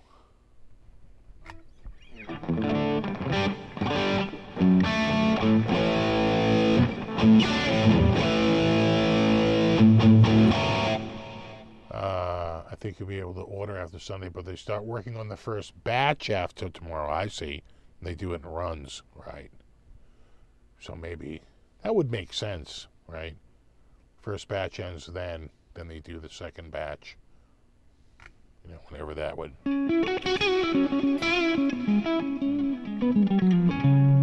What's up, Bob from Dedham?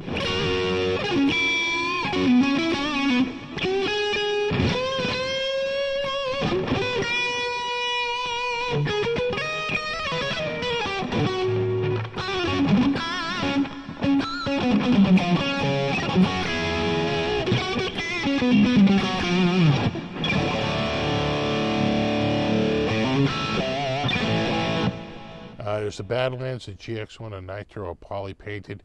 If they were going for the 80s, it'd be poly painted.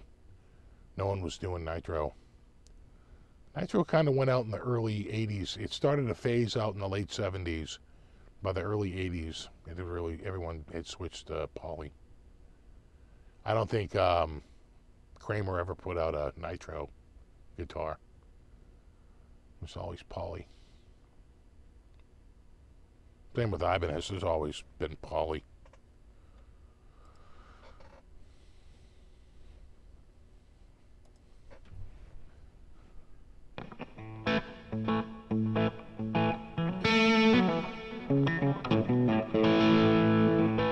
How's it look for you up?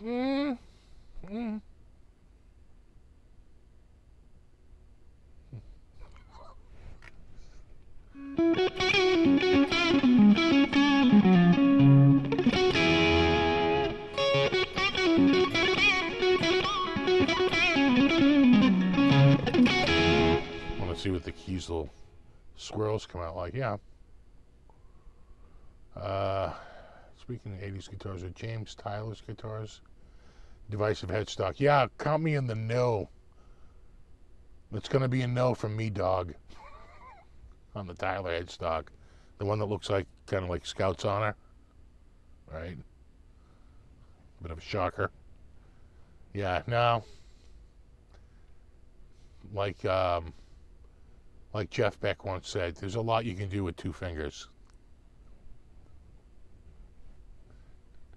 Never forget that.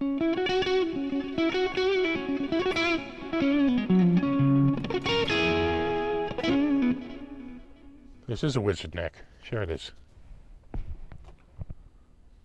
Oh, that's a wizard neck. That's the original. With the original. They didn't have them silkscreen the first run. They had to put the badge on.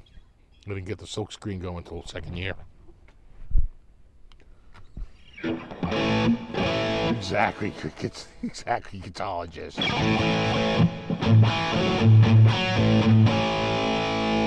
Need a coffee pot down here, right?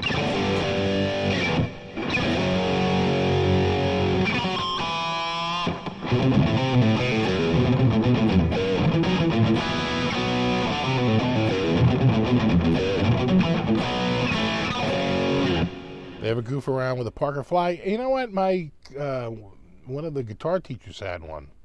I messed around with it a little bit. He had the action so low on it, though.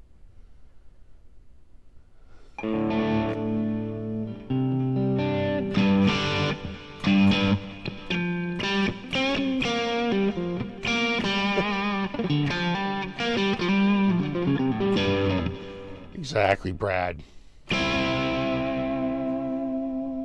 It, you know, it's the,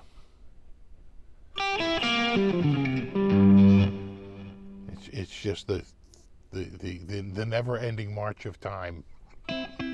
The inexorable march of time.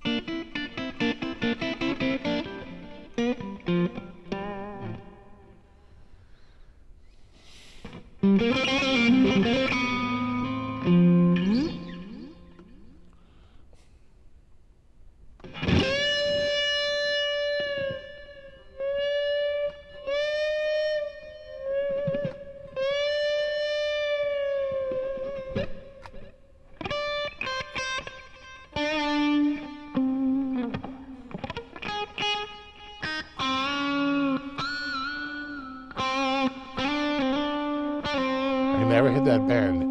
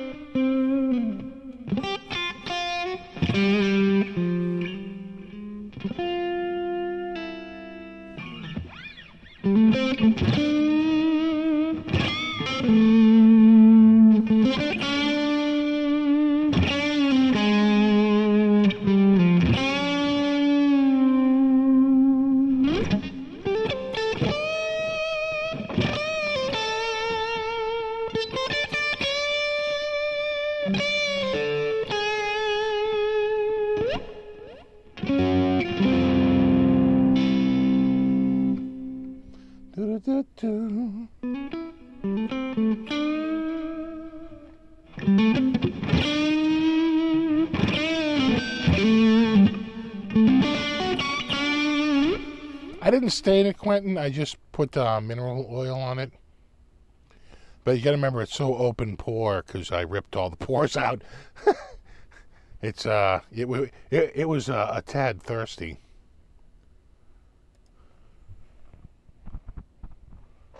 But no, just gave it an oiling.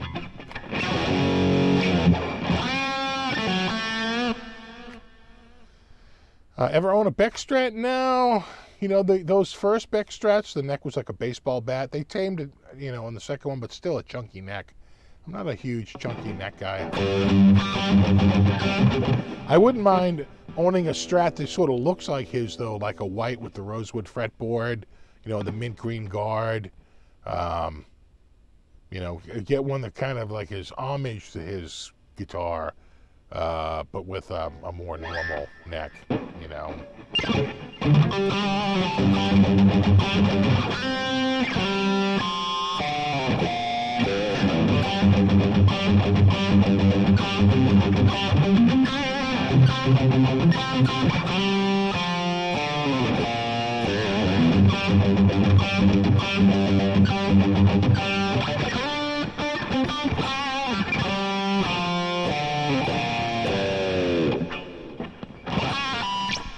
Bellaboo.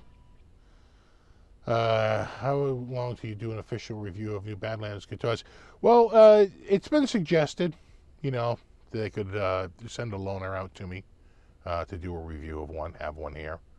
If you'd like to see me check out a Badlands guitar, let me know in the chat. Or the comments if you're watching this later.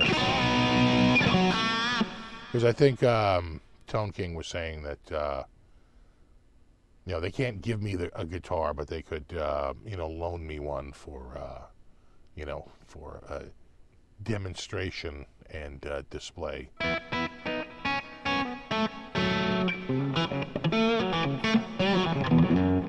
We already have 3 that say yes.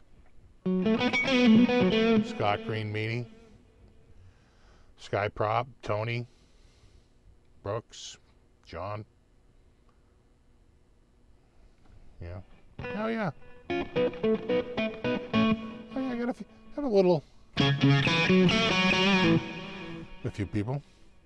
Thought I had a Jeff Beck Sig. No, I never had a Jeff Beck Sig. I have a What's my SIG again? Eric Johnson. I have an Eric Johnson SIG. I'm saying a lot of yeses. Good.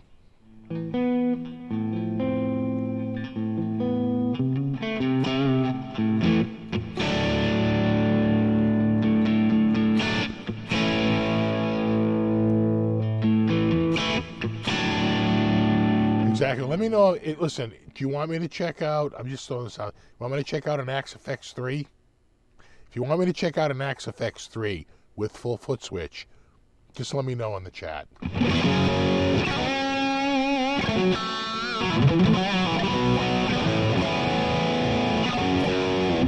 You know what? Hold on. What about a PRS double neck? I'm just throwing this out there. If you want me to check out a Wood Library PRS double neck guitar, just let me know in the chat.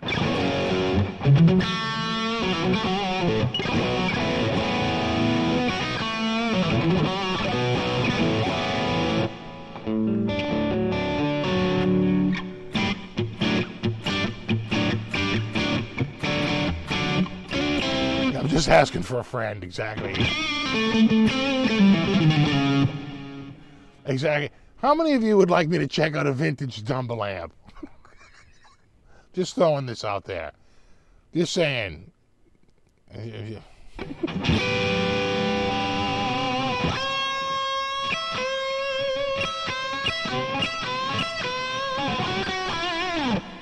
Yeah, how many people out there want me to check out an original Klon through a vintage Dumble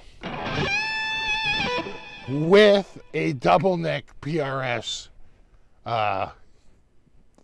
Wood Library? I'm just saying, don't get cheap on me.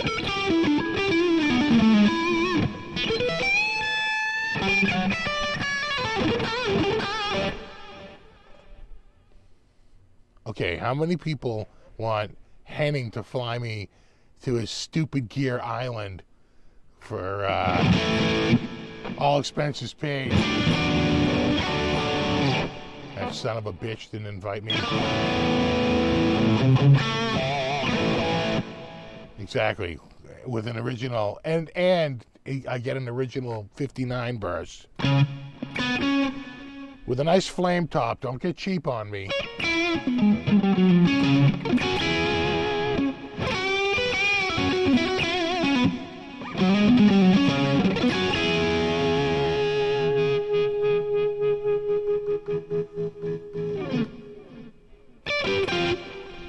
Exactly.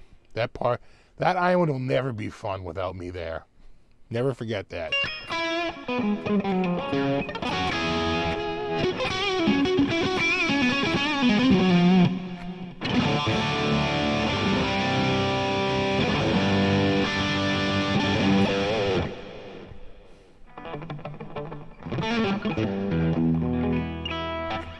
Someone give me a quick football update. How's my football going? And by that I mean real football, not that soccer shit. Come on.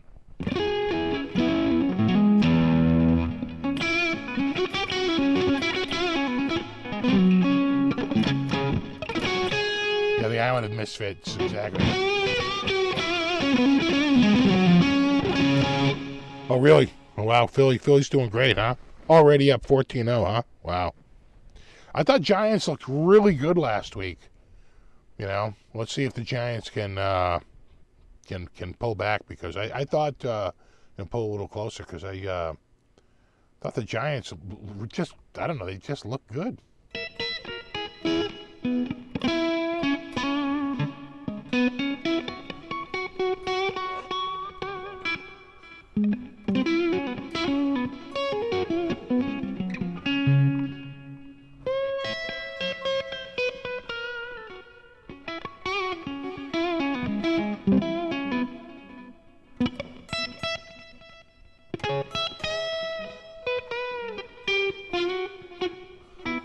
Exactly.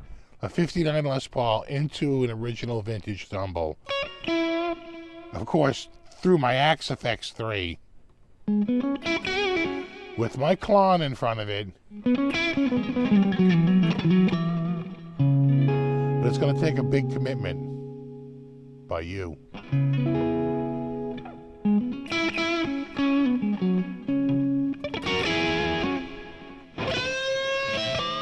Giants look scared.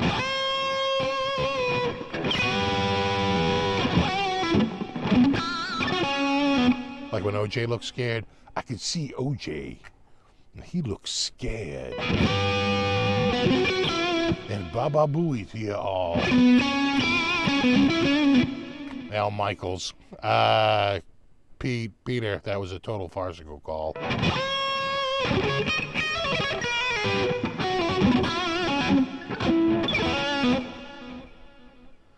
Is XFX sending me one? Yeah, but they want money first. I'm not, and that's where that's the impasse. Yeah, lest anyone think. Exactly. Lest anyone think that that was a real call. Mr. Higgins.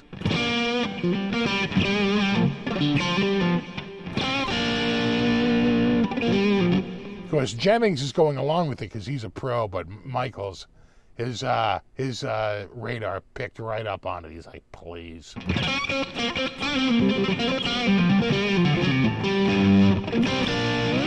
Yeah, Captain Jenks.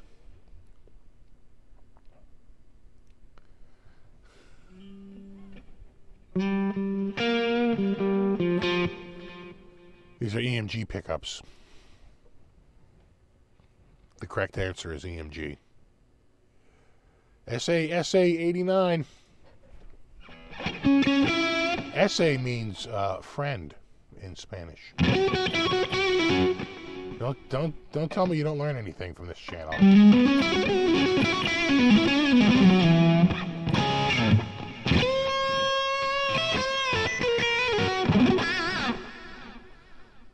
Well, they wouldn't have been IBZ, right? Because IBZs were only on the 700 series. These would have been, these didn't have lettering on them. The first run, I don't know what they were calling them. Maybe they were V1s, then V2s, but they weren't stamped anything. That didn't come for like another year or two. You gotta remember, this guitar was bought in like the first week of February in 1988. The guitar had launched like 3 weeks prior. This was the first guitar unboxed from the first shipment from Ibanez of the first run of these guitars. So, between the badge being put on because they didn't have the silk screen going, and they probably didn't have the silk screen for the top of the pickups. You'd have to go to the Ibanez wiki. They'll break it all down.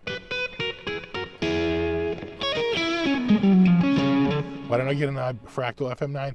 Well, because of the money it costs. And I just feel like I get a pretty good tone from my THU. At least a lot of people are always going, what the hell are you running through?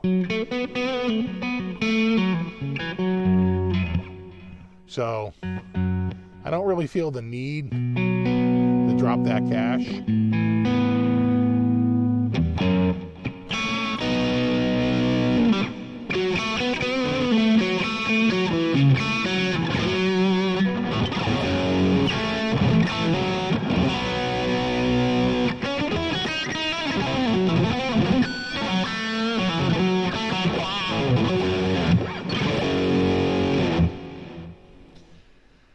Guys like Gilbert and other endorsees already playing RGs ahead of the release. I don't remember that, no. I remember Paul Gilbert went with Ibanez pretty quickly, but I want to say he might have been playing Jackson before that. I'm trying to think of what he was playing in like 85, 86. Because I think by 88, he's like signed in. The summer of 89, he came to us sponsored by Ibanez and came and did a clinic at the store.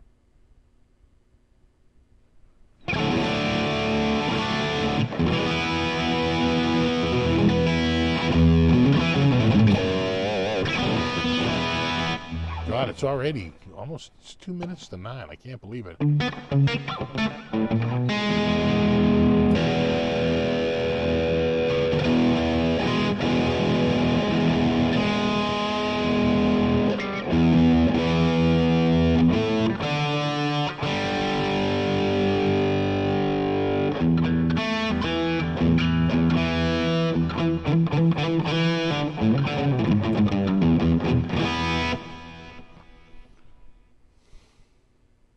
Was it Jackson's? Yeah, I thought it was Jackson's before he finally went to Ibanez.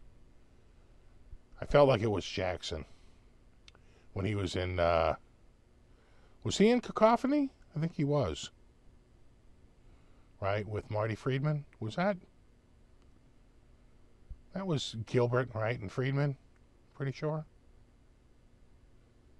Racer X. Right, Jackson and BC Rich. Yeah. Racer X, right, with Jason Becker. Right. Cacophony was Marty F. and Becker. Okay. So who was with who was in Racer X with Gilbert? I thought there was two guitar players.